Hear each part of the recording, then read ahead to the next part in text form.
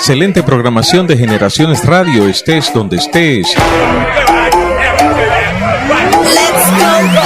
Son las 9 de la mañana en Santo Domingo, República Dominicana.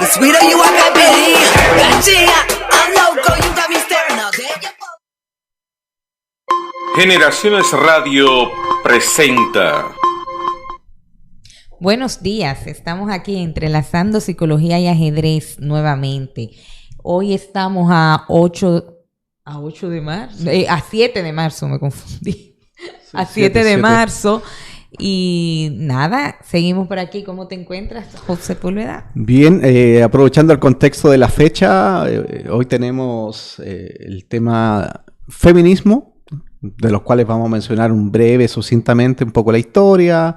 Vamos a pasar también por personajes tan emblemáticos como Simone de Beauvoir. Y posteriormente vamos a ir haciendo una pequeña conversación con respecto a ese tema, ya que considerando que el día de mañana se conmemora, ¿cierto?, un día más del tema de la mujer, la emancipación de la mujer, un tema tan complejo hasta el día de hoy. Muy bien, Job. Como siempre, les recuerdo que si quieren comunicarse con nosotros, pueden hacerlo por el 809-216-0036 o por Instagram por DM en psicoajedrez. Entrelazando psico y ajedrez. Sí, interesante.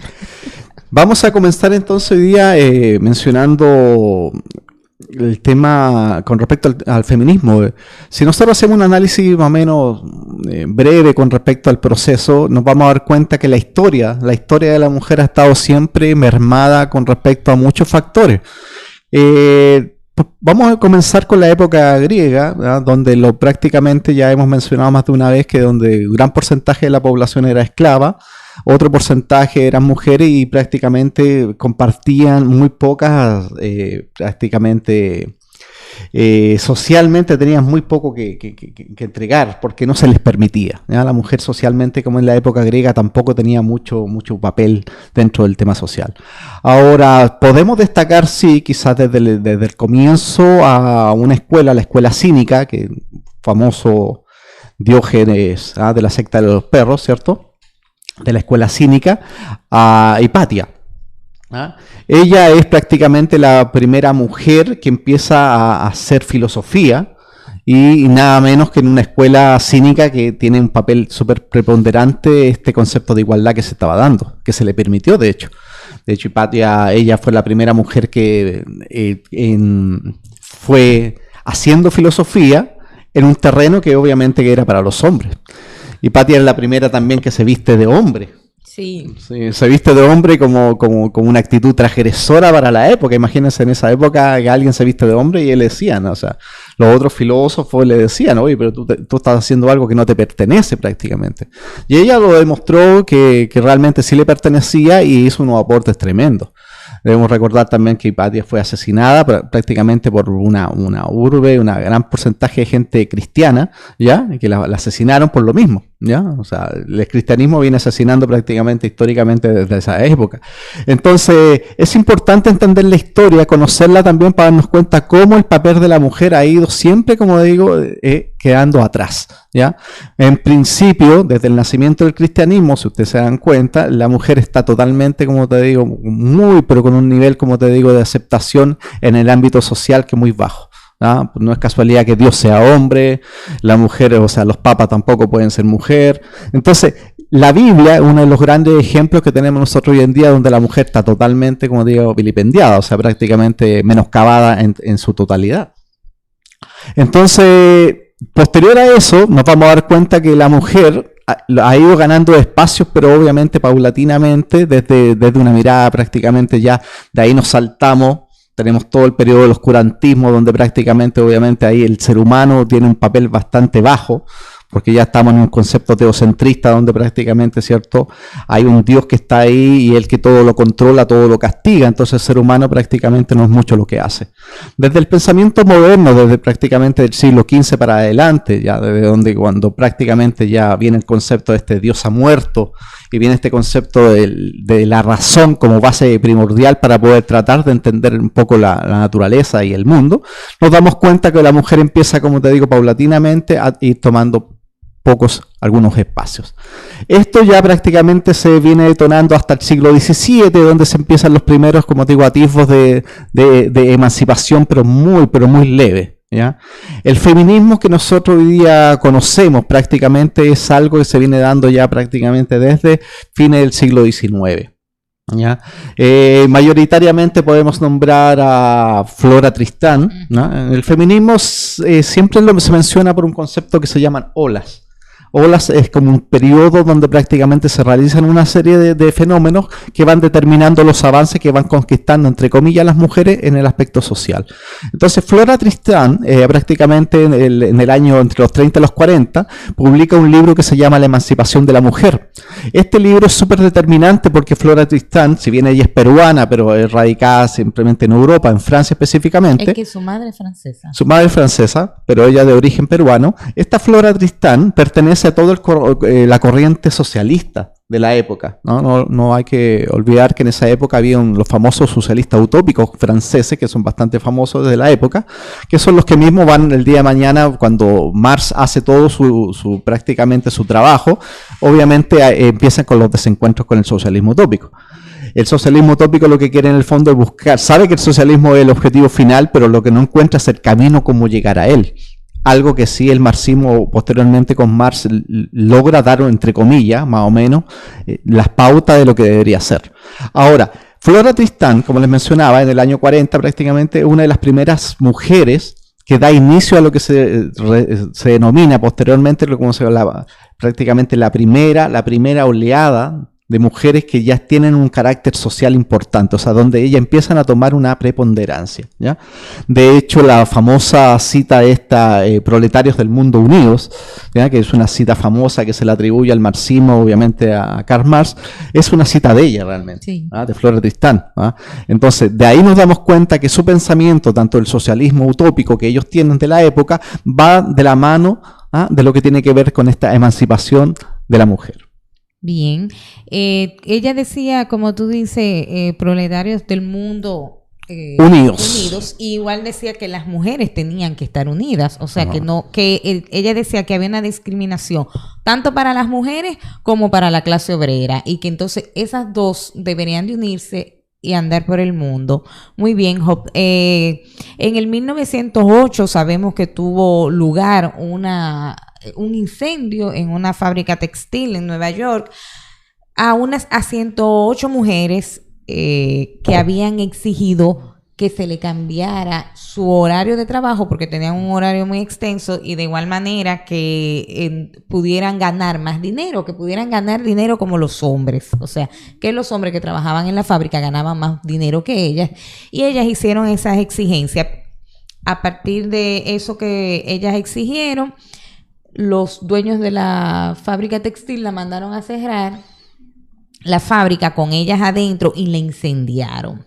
Obviamente que se dio como si hubiese sido un incendio no ocasionado, sino algo accidental, pero se sabe que se dio a partir de eso. Entonces, años después es que se declara, por eso, el 8 de marzo, el Día Internacional de la Mujer.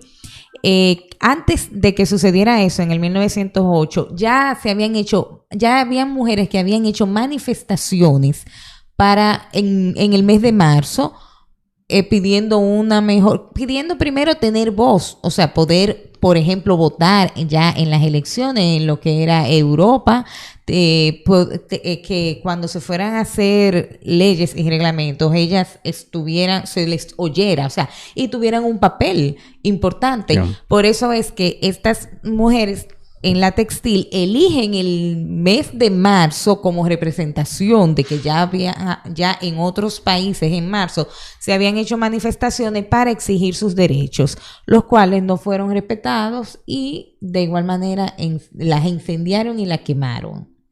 Sí, eso es algo que los que tengan un mínimo conocimiento de historia se dan cuenta que no fue el primero ni el último caso de esa época.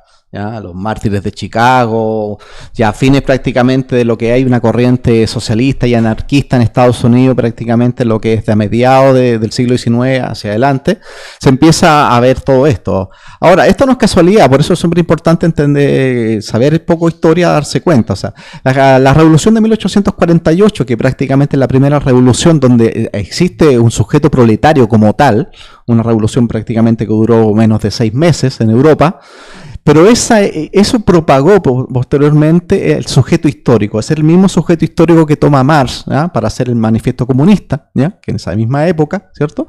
Y posteriormente ese mismo sujeto histórico, el que empieza con este devenir, empieza a avanzar y el que genera posteriormente la Comuna de París en 1871 y posteriormente todo el movimiento emancipador, no solamente de las mujeres, sino prácticamente del proletariado, ¿ya?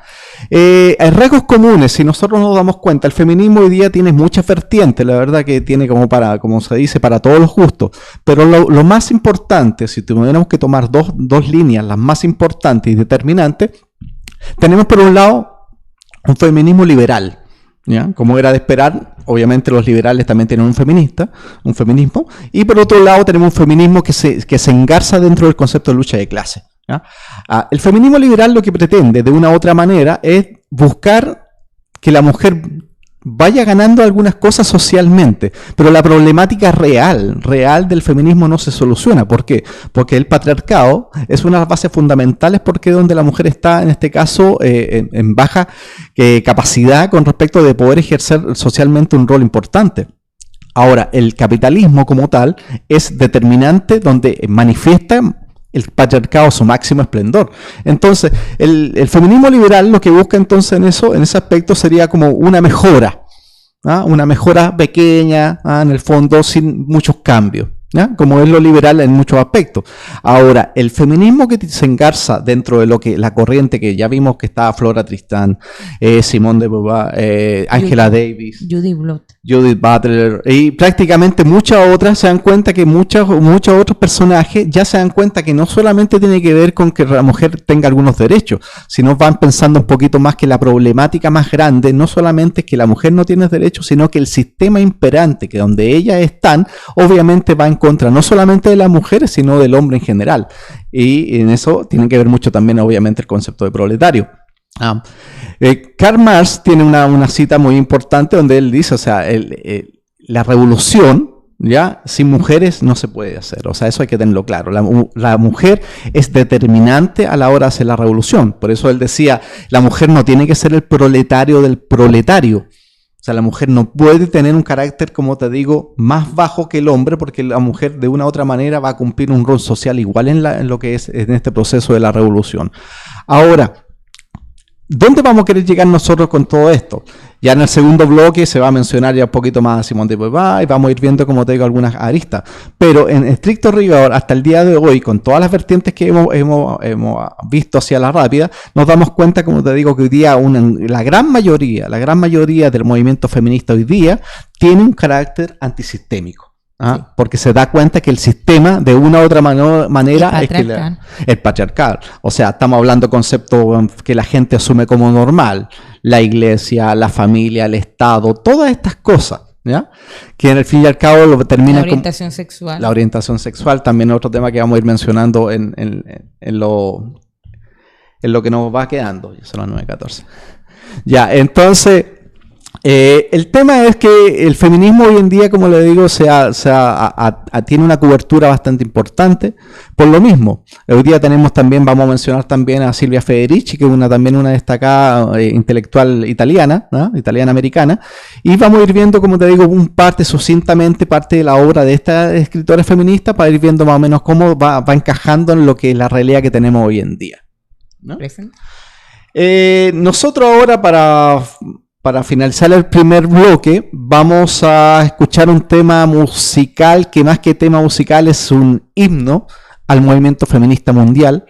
Esto viene acaecido en lo que viene pasando en octubre del año pasado, en lo que es Santiago de Chile, ¿no? Todo para la gente que no desconoce un poco el tema, y la gran mayoría es lo que hace escuchar las noticias de los medios hegemónicos.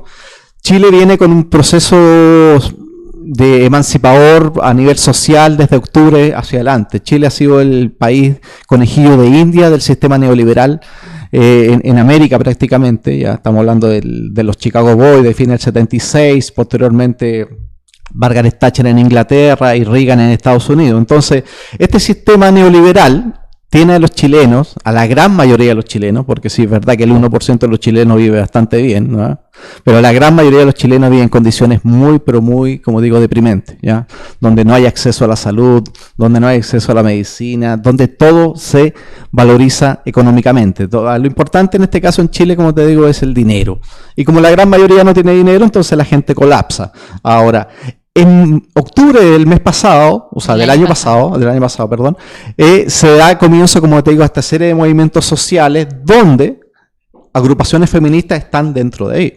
¿Ah? Entonces, ahí se nace este tema que se llama El violador eres tú, y hace alusión específicamente a una cantidad enorme de violaciones, no solamente a los derechos humanos que se están realizando en Chile desde octubre hasta la fecha, ¿ah?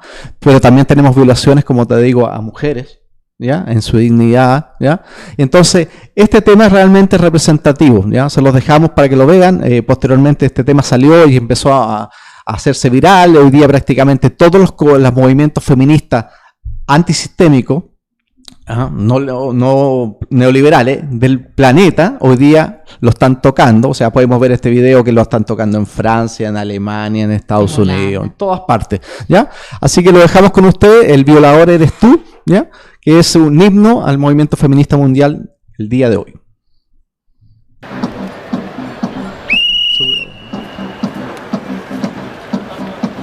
El patriarcado es un juez que nos juzga por nacer, y nuestro castigo es la violencia que no ves. El patriarcado es un juez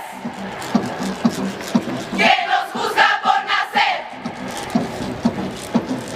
y nuestro castigo es la violencia que ya ves. Es femicidio, impunidad para mi asesino, es la desaparición, es la violación, y la culpa no era mía ni dónde estaba ni cómo vestía, y la culpa no era mía ni dónde estaba ni cómo vestía, y la culpa no era mía ni dónde estaba ni cómo vestía, y la culpa no era mía ni dónde estaba ni cómo vestía. El violador eras tú, el violador eres tú, son los pacos, los jueces, el Estado, ¡Asesino! el presidente, el Estado opresor es un macho violador, el Estado opresor es un macho violador, el violador eres tú, el violador eres tú. Duerme tranquila, niña inocente, sin preocuparte del bandolero, que por tus sueños, dulce y sonriente, vela tu amable carabinero. El violador eres tú, el violador eres tú, el violador eres tú, el violador eres tú.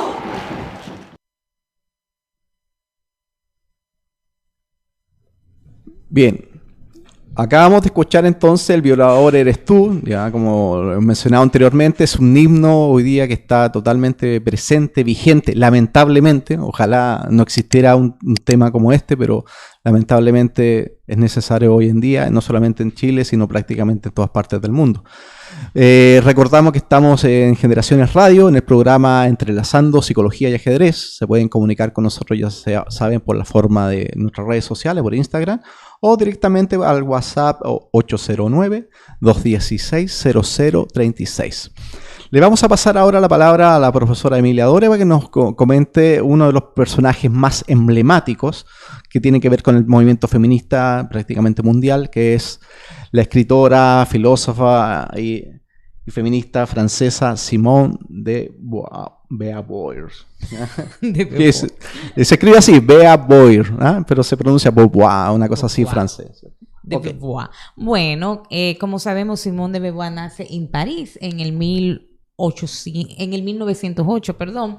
Y Simone de Beauvoir venía de una familia de clase media, pero a donde su papá había hecho un mal negocio y habían perdido dinero. Entonces estaban en una situación económica donde el papá no salía a trabajar, estaba en la casa y, dime a mí, y estaba muy, muy mal por ese dinero. O sea, estaban siendo, como quien dice, mantenidos o apoyados económicamente por la familia materna de Simone de Beauvoir, y Simone de Beauvoir nace en esa estructura familiar en ese momento, y también es muy educada por la iglesia. O sea, son personas muy cristianas que van a la iglesia constantemente.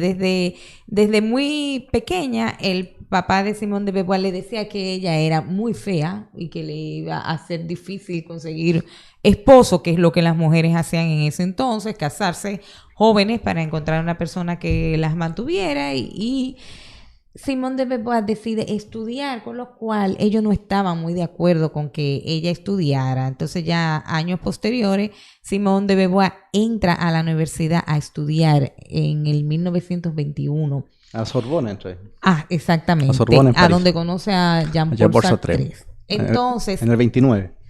¿Qué pasa? Que el papá de Simone de Beauvoir, aparte de decirle que era muy fea en su adolescencia y su infancia, cuando Simone de Beauvoir se va destacando en lo que son los estudios, entonces le decía que ella tenía un cerebro de hombre. Pensaba como hombre. Pensaba como hombre. Y que por eso le estaba yendo bien en los estudios. Todo eso que ella fue viviendo en su hogar le fue marcando un camino como: algo aquí no está bien, esto no puede ser. O sea, en una sociedad no me puedo casar, en otra sí, cuando me va bien en los estudios, entonces es que pienso como hombre. Y desde ahí en ella empieza a despertarse como una revolución interna. O sea, es algo como que esto no puede ser. Yo tengo que romper con estos criterios, más la iglesia y todo lo que la iglesia le mandaba a que tenía que buscar un marido, casarse, estar en su casa, ser... ¿cómo es que dicen que el hombre, que tengo que estar subyugada a lo que, a lo que mi esposo diga? Entonces, Simone de Beauvoir en el 1926 logra su certificado en filosofía general, en el cual ella y Sartre tienen que hacer cada uno tiene que hacer un ensayo para que poder obtener el título, y los hacen. Y el de Simone de Beauvoir es mejor que el de Sartre, dicho por el mismo Sartre, que él le pasaba a ella para que le leyera y le corrigiera, pero le dan el premio mayor, o sea, la nota máxima a Sartre. Y ahí ya hacen una diferenciación de que como él es hombre, él es el que puede tener la nota máxima. Y Sartre lo cuenta en varias historias, lo decía. O sea, todos sabemos que Simone sacó mejor nota que yo. Fueron grandes amantes, pero sobre todo grandes amigos, compañeros de toda la vida desde que se conocieron. Y él siempre lo dijo, ella fue mejor que el ensayo de ella fue mucho mejor que el mío, pero le dieron la nota máxima a él. Entonces luego Simone de Beauvoir decide ponerse a escribir libros para poder expresar todo lo que ella está sintiendo, y con estos libros ella logra entenderse a ella misma, o sea, entender qué es lo que a ella le está pasando y el desacuerdo que ella tiene con esta sociedad patriarcal, a donde las mujeres estamos limitadas, donde las mujeres solo se nos ve como personas que podemos estar en la casa, cuidar los niños, esperar que el esposo llegue para atenderlo, y desde ahí ella hace un libro en el 1949, si no me equivoco. Sí, en el 49. Que es el libro que marcó como un feminismo ya diferente, con unas opiniones distintas, que se llama El Segundo Sexo. Segundo Sexo. Sí, ese libro es determinante porque no solamente es un libro feminista, ese libro es como, prácticamente representa un trabajo pero muy completo con lo que tiene que ver a nivel histórico, sociológico, antropológico, del concepto de la mujer a nivel de la historia de la humanidad, por lo menos de la cultura occidental. Entonces ese libro es determinante en el 49. Fíjense que en el 49 estamos hablando prácticamente donde estamos imbuidos en la segunda ola prácticamente que se le llama, donde están las mujeres luchando por el tema del sufragio universal. Los primeros tipos de sufragio fueron prácticamente a fines del 20, en Inglaterra, el 28. En Inglaterra, para que una mujer votara tenía que ser dueña de una casa, un ejemplo. O sea, de la gente que no tenía casa simplemente no podía votar. La mayoría de los países, por lo menos en Latinoamérica, prácticamente son todos más o menos de esa época, de mediados del 50, más o menos, donde las mujeres recién empiezan a tener un espacio. ¿Ah? En Arabia Saudita, si no me equivoco, hace 1 o 2 años atrás, recién la mujer puede manejar un automóvil. Exacto. Entonces, no es que uno diga, oye, no, hay una exageración, no es exageración, es simplemente querer tapar el sol con un dedo y darse cuenta que la mujer hoy día en muchas partes del mundo sigue teniendo, como te digo, una actitud totalmente pasiva, y ese es uno de los grandes factores que determina que Simone de Beauvoir dice, no, esta actitud se tiene que cambiar. O sea, la mujer no puede ser el esclavo del esclavo, no puede ser el proletario del proletario, como decía Marx. Exacto, y coge lo de Engels, del amo y el esclavo, Sí. para ella poder explicar lo que era como la mujer. Era como que la mujer era el esclavo y el esposo es el amo. Entonces la mujer depende del esposo para poder vivir, pero para que el hombre sea sujeto, ella tiene que convertirse en objeto del hombre. Entonces todo eso ella coge toda esa filosofía de Hegel. De Hegel. La dialéctica del amo y esclavo, lo recordamos que es más o menos en esa dialéctica Hegel explica el concepto del origen de la historia. ¿Ya? Habla del concepto del origen de la historia, cómo se va generando la historia. Y eso mismo, Jean-Paul Sartre, que es la pareja de Simone de Beauvoir, ellos dos tienen una corriente, ellos lo que se llaman la filosofía existencialista, que si bien es una corriente que nace a mediados, prácticamente a fines del siglo XIX, ya con Kierkegaard, sí. ¿Ya? Pero a diferencia que Sartre, ¿ya? Y Simone de Beauvoir, ellos son ateos. ¿Ya? Kierkegaard tiene un famoso concepto que se llama el salto de fe. ¿Ya? Entonces, al fin y al cabo, el existencialismo de una u otra manera termina desembocando en un Dios.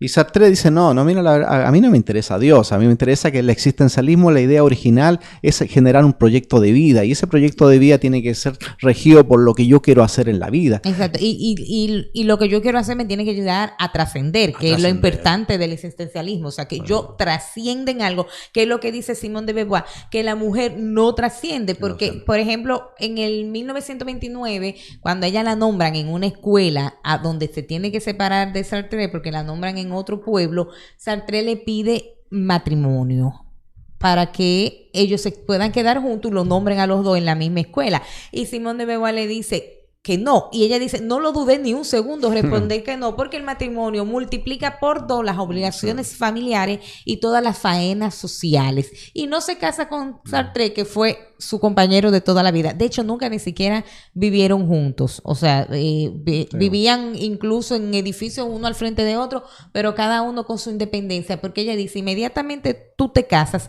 tú pierdes lo que es tu independencia, y todo lo que hay que hacer en un hogar, en una relación, se multiplica para la mujer por 2, y eso no nos permite trascender. Ella, por ejemplo, también dice que las obligaciones, o sea, el tener un hijo y cambiarlo y bañarlo y estar atento a él, es algo que nos manda la naturaleza biológicamente. O sea, nosotros tenemos hijos porque biológicamente tenemos hijos, como igual biológicamente nosotros nos da hambre, pero el tener un hijo no nos permite trascender, todo lo contrario, es una obligación que tenemos que hacer. Entonces inmediatamente es una obligación, nosotros nos vamos quedando atrás y vamos chocándonos con obstáculos que no nos van dejando desarrollarnos. Son más o menos las opiniones que Simone de Beauvoir presenta en su libro emblemático, El otro sexo, que nada más ya... El segundo sexo, perdón. Que nada más con ese tema, o sea, con ese título del libro, El segundo sexo, ella lo que quiere decir es, nosotras somos como lo segundo siempre, lo que viene después. O sea, el hombre es el hombre y es el primero y fue el primero que se creó, entre comillas, y nosotros venimos a ser los segundos. Sí, porque acuerda que la visión cristiana se viene de una costilla. Exactamente. Entonces, la historia parte mal, o sea, ya parte mal. En el famoso libro de los animales de Aristóteles, él hace alusión a eso. Él dice la mujer es un hombre fallido.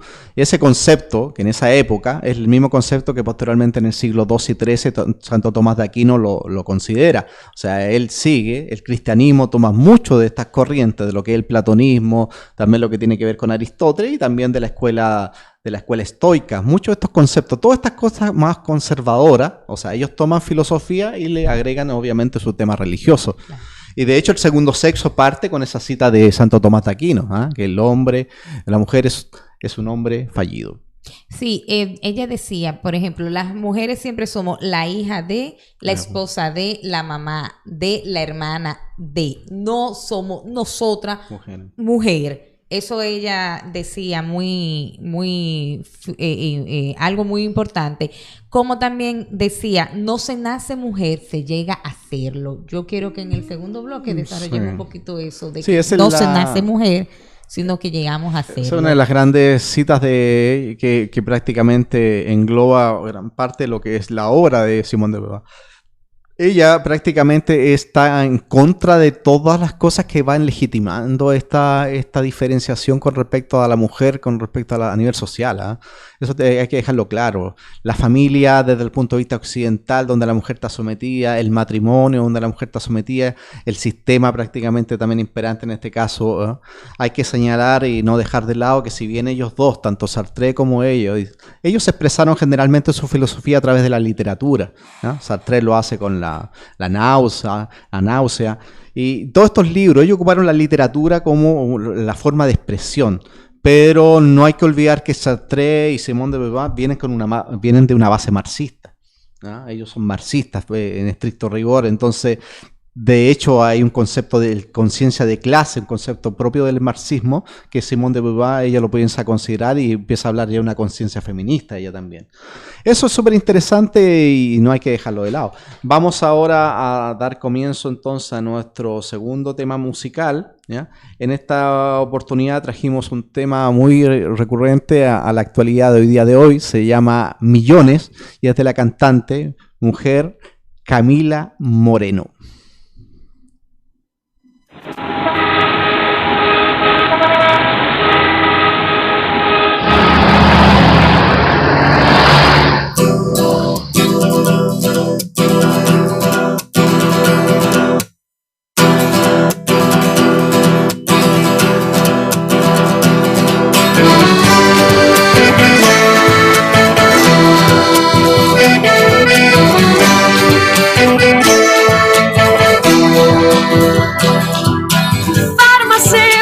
Transatlántica, trasandina, una vida se apaga porque le estorba, que no se muera pronto para darle la vacuna.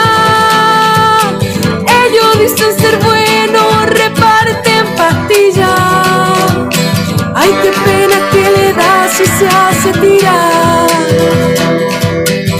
Ellos dicen ser buenos, reparten pastillas, ay, qué pena que le da, pero es mentira.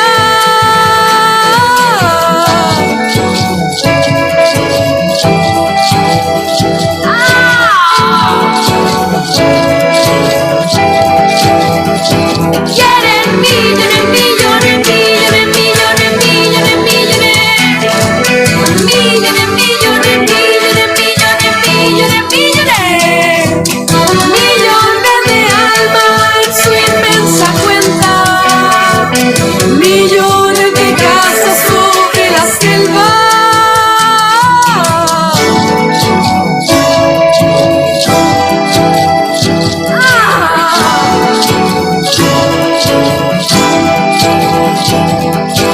Esto pasa en los días, pasa en las noches, pasa todos los segundos que tomo té en la cocina.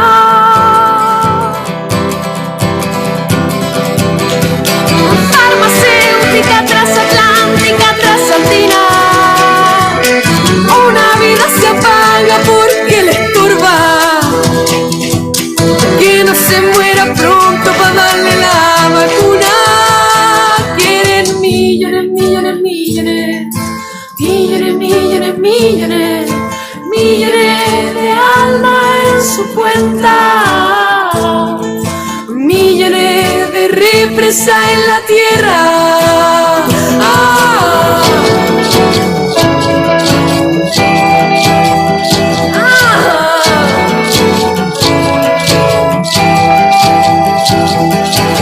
Ellos gobernaron el pasado, la rutina, la energía. No gobernarán el futuro. Ellos gobernaron el pasado, la rutina, la energía. No gobernarán el futuro. No, no gobernarán el presente, el futuro. Tienen millones, millones, millones, millones, millones, millones, millones de almas en su cuenta, millones de represas en la tierra.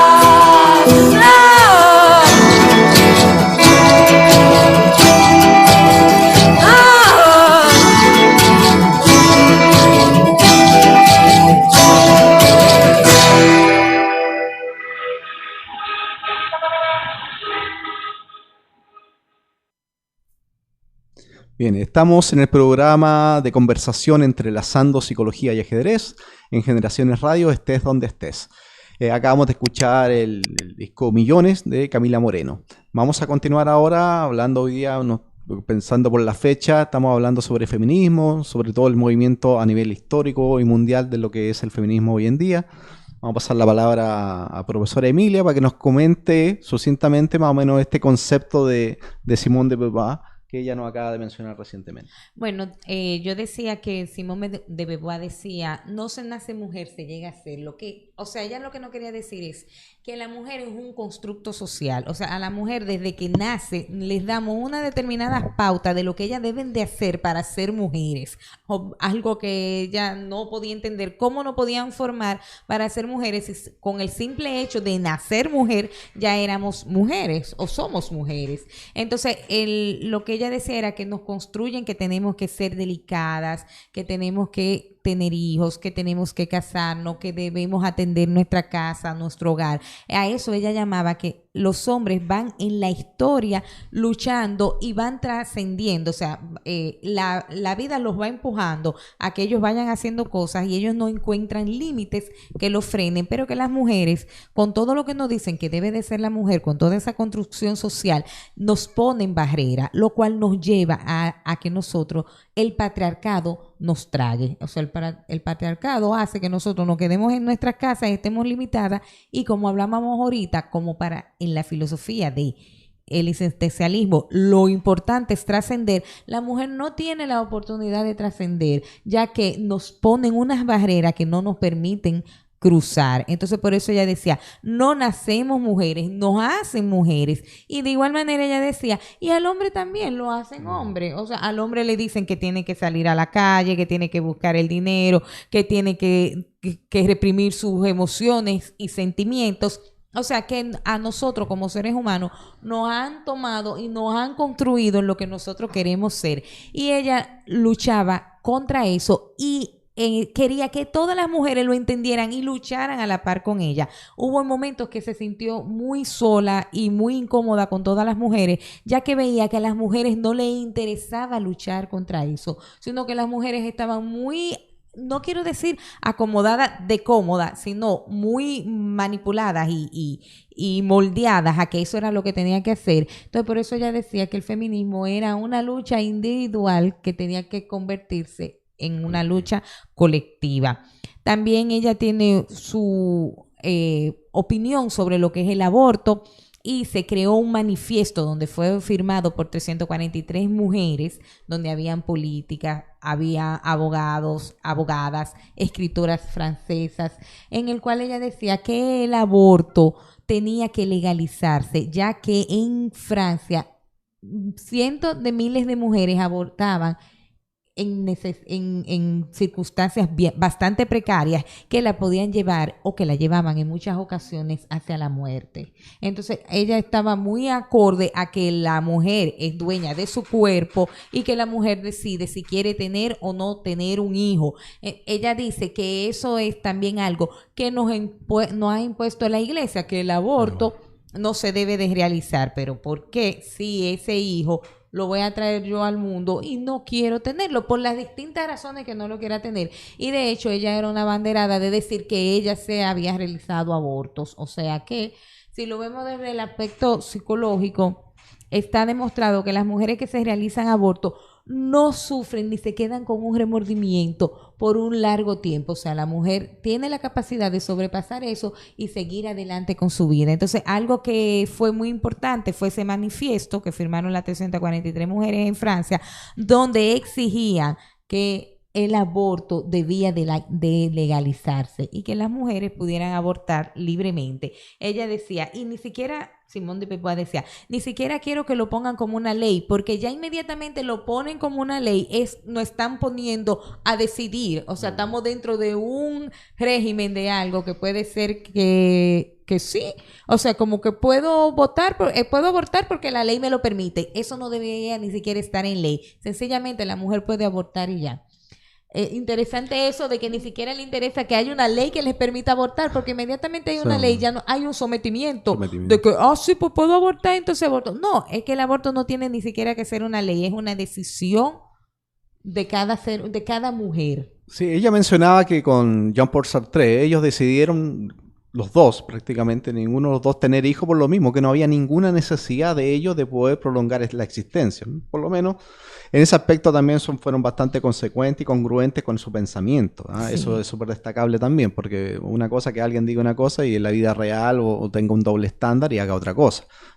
Una gente puede profesar una cosa y después termina uno, cuando lo termina conociendo, se da cuenta que es todo lo opuesto. Claro, ella decía que el aborto tenía que ser libre y gratuito y no una lucha dentro de lo que era el feminismo. Porque ella, por lo que ella decía, eso debe de ser algo tan elemental que no debe de ser por lo que nosotros luchemos, sino que es algo que se pueda hacer y punto. Sumamente interesante la opinión de ella en cuanto a sí, eso. Ahora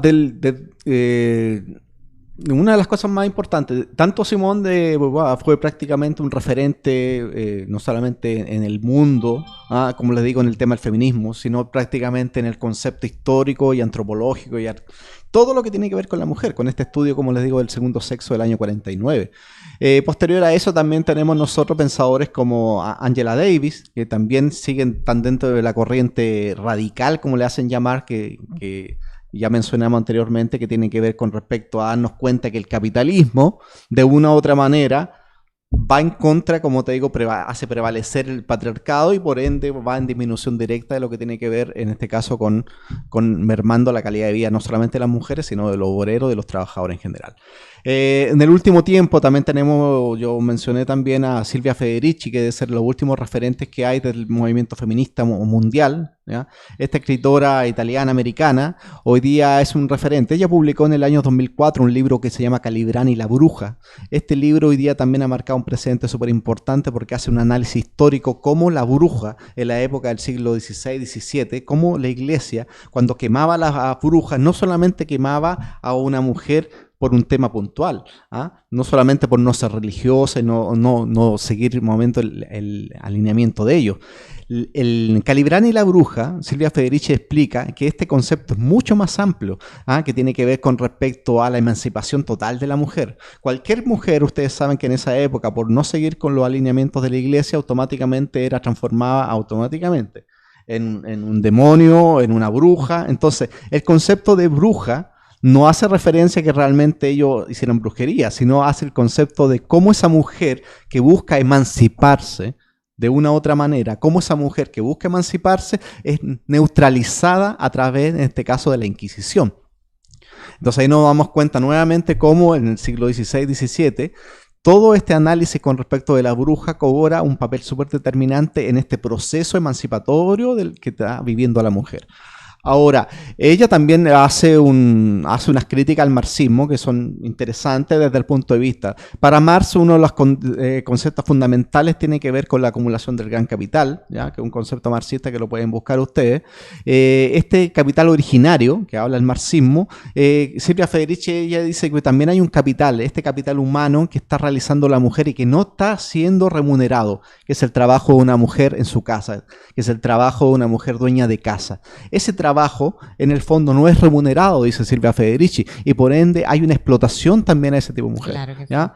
Eso, desde el punto de vista hoy día, es súper interesante que se ha hecho. Como aporte al movimiento marxista, como crítica a su vez, pero a su vez también como darnos cuenta de la realidad de la mujer. Esta misma bruja del siglo XVI-XVII, hoy día es la misma bruja que tenemos en la casa nosotros hoy día haciendo las cosas. Es la misma bruja que tiene que cuidar a los niños, que tiene que andar corriendo todo el día, que tiene que trabajar todo el día, y para colmo es alguien que no recibe remuneración y no tampoco tiene ningún tipo de socialmente retribución. Exacto. Entonces, Silvia Federici, como yo les comento, es una persona que ella está viva actualmente y da charlas por todo el mundo, es uno de los grandes referentes hoy en día del feminismo, ¿no? Pero entiéndase bien, es un feminismo, no hay feminismo sin política, no se trata aquí de un tema liberal, de que las mujeres que se junta una mujer, un ejemplo, una mujer empresaria y se junta una mujer dueña de casa y una mujer que trabaja haciendo, no sé, limpiando la acera en la calle, y dicen, las tres somos iguales porque las tres, en ejemplo, tenemos vagina. Eso no tiene nada que ver porque al fin y al cabo esa representación socialmente desde el punto de vista político nos damos cuenta que no tiene que ver. O sea, la referencia marxista es que esa mujer no es igual independiente que tenga características físicas de una mujer que es empresaria con una mujer dueña de casa y con una mujer que hace el aseo en la calle, ¿ya? Lo que marca una diferencia es, primero, el concepto, en este caso, de lucha de clases, y esa lucha de clases, dentro de la lucha de clases, podríamos hablar como una especie como de subconjunto, está dentro del concepto feminista, ¿ya? Si bien hay corrientes que no son marxistas, obviamente, pero las corrientes más importantes hoy día y más inteligentes por los demás son las que obviamente toman una actitud política. El feminismo entonces tiene que ir de la mano con la política, y eso es lo que nos termina explicando Simone de Beauvoir. O sea, no es una cosa simplemente una emancipación de, como yo digo, sí, te voy a tratar un poquito mejor. No quiero que me trate mejor, no quiero que me agrandes la cocina, mi lucha va por otro lado, mi lucha va por un tema de cambiar radicalmente este sistema patriarcal que me perjudica. Exactamente. O la lucha es que, entonces tú eres feminista, pues está bien, pagamos la cuenta entre dos. O el hombre, yo voy a fregar en la casa. No, mi lucha va más allá. Es que los dos tengamos la misma igualdad y los mismos derechos. Esa es la lucha de ella. O sea, que los dos, no es que ningún sexo, y eso ya lo dice al final de su libro, no es que ninguno de los dos sexos esté encima uno del otro, ni aplaste al otro, es que los dos estemos iguales. También ella habló sobre la homosexualidad. Quiero leer esta frase textual que dice ella, y es la siguiente: en sí, la homosexualidad está tan limitada como la heterosexualidad. Lo ideal sería ser capaz de amar a una mujer o a un hombre, a cualquier ser humano, sin sentir miedo, inhibición u obligación. Yo considero que es una frase hermosísima, bellísima, porque ¿qué importa que ese ser humano que yo ame sea de mi mismo sexo, o sea de otro sexo, o sea bisexual, o lo que él se considere ser? Yo te amo de igual manera y quiero estar contigo porque te amo. Hay tanto miedo todavía a la homosexualidad, a la bisexualidad, tanto temor a que tú lo eres y tú has probado, y sencillamente se trata de amar. Y tienen que entender miedo. Que es todas las distintas inclinaciones que tú puedas tener, cada una de ellas es una construcción social. Exactamente. Cada una de ellas está estereotipada de tales patrones, que es lo que tienen que hacer, lo que no tienen que hacer. Entonces, por eso nos damos cuenta de repente a estos niveles a veces de estupidez. Por ejemplo, cuando hablamos de que, por ejemplo, dos hombres homosexuales quieran el derecho al matrimonio. Tú dices, sí, pero el derecho al matrimonio, o sea, si tú te das cuenta, dices, es un gran logro. Para Simone de Beauvoir eso sería una gran barbaridad, porque en el fondo lo que están haciendo es luchar por lo mismo que en el fondo se supone que tú estás luchando realmente. El matrimonio como constructo social donde la mujer, o uno de los dos, en este caso puede ser hombre o mujer, uno de los dos queda supeditado al poder del otro, es lo que hay que barrer de una vez por todas. O sea, no tiene que ver si se van a casar dos hombres, dos mujeres, da exactamente lo mismo. El concepto donde tenemos que nosotros luchar es ahí. ¿Ah? Entonces, esto es revolucionario, o sea, hay que entenderlo. Y por ende, obviamente, la iglesia se va a oponer porque a la iglesia le interesa... De hecho, el segundo sexo fue un libro prohibido por la iglesia. Sí, o sea... Exacto, por muchísimo tiempo. La iglesia prohíbe todo, obviamente, lo que no le conviene, y eso es bastante obvio. ¿Ah? Cualquier persona distinta que piense distinto, ya ahí tenemos la bruja. Por algo quemaban a la bruja. No es casualidad que la bruja la quemaran, ¿ya? Porque estamos hablando de los albores prácticamente de una emancipación de parte de la mujer. Bien, Job. Hay otra frase muy hermosa de Simone de Beauvoir, que ya es mucho más conocida, que dice: el día que una mujer pueda no amar con su debilidad, sino con su fuerza, no escapar de sí misma, sino encontrarse, no humillarse, sino afirmarse, ese día el amor será para ella, como para el hombre, fuente de vida y no un peligro mortal. Y fue lo que ella profesó y hizo con su relación con Sartre. O sea, ellos se amaron con independencia y cada uno logró trascender. De hecho, una vez fueron a Cuba juntos y el Che Guevara les dijo que su amor era un amor revolucionario porque habían revolucionado. Ellos además eran poliamorosos, que en ese entonces no se utilizaba ese término, pero eran poliamorosos, y Simone de Beauvoir, igual como tenía relaciones con otros hombres, tenía también relaciones con mujeres. Ella decía yo estoy de acuerdo con que los adolescentes, o sea, no decía la palabra estoy de acuerdo con la pedofilia, pero sí con que los adolescentes pudieran tener relaciones con mayores de edad, porque si la mujer es vendida a edad corta a un hombre para que el hombre le entregue a la familia dinero y ella hacer todo lo que se necesita hacer en una casa, entonces ¿por qué no se le permite que libremente ame? Y eso la hizo a ella tener relaciones sexuales también con sus estudiantes y demás. Simone de Beauvoir es un referente muy importante en todo lo que es el feminismo, y con su libro marcó una diferencia. El libro que todavía lo utilizamos mucho como referente. Hay un antes y un después. Exacto, como referente. Ya finalizando el programa, quiero en el día de hoy saludar a una fiel oyente que nosotros tenemos, que es Alejandra de Ariza. Nos ha escuchado continuamente en los programas, nos ha hecho muchas sugerencias. La saludamos desde aquí. Ella vive fuera y le decimos, o sea, reconozco en ella una gran mujer que ha logrado trascender, además de lograr tener una familia de 3 hijos muy maravillosos. Sí, ya no... la verdad que el tiempo se hace muy, muy poco para hablar de un tema tan maravilloso a la vez que el tema de las mujeres. Nosotros nos estamos despidiendo entonces. También les mencionamos que la semana que viene el último programa que vamos a hacer en esta especie de primera temporada, ¿ya? Posteriormente, si las cosas funcionan, vamos a volver, pero en este momento la primera temporada terminaría el próximo sábado. Sí, ¿no? Y de hecho para el próximo sábado vamos a traer 2 libros, uno de ajedrez de Job y el mío de síndrome de burnout, para rifarlos por habernos acompañado todo este tiempo, y para que sepan que pueden la semana que viene llamarnos, mandarnos mensajitos, y aquí le dejaremos su libro y lo podrían pasar a buscar. Sí, para finalizar.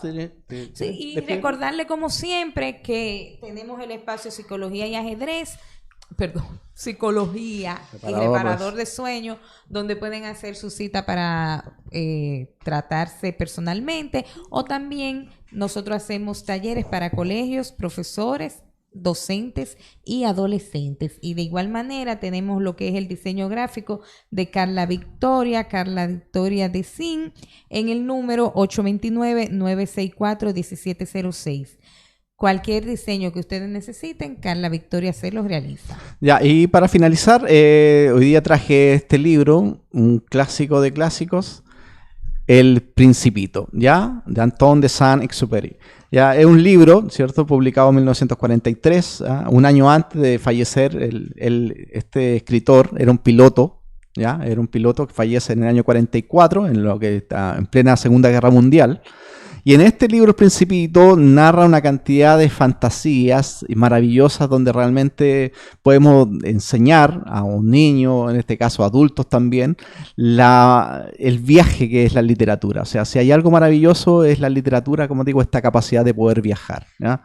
Es un libro, pero ya un clásico entre los clásicos y totalmente recomendado. Yo a las personas que no lo han leído, se los recomiendo realmente, entre los cuales yo me encontraba. Exacto. Yo lo acabo de leer hace muy poco y cuando lo leí parece que realmente me cambió la percepción de muchas cosas. Así que realmente El Principito es un gran, pero un gran libro. Y nos despedimos entonces, agradecemos a la radio, Generaciones Radio, y nos vemos el próximo sábado. Muchas gracias. Gracias. Generaciones Radio presentó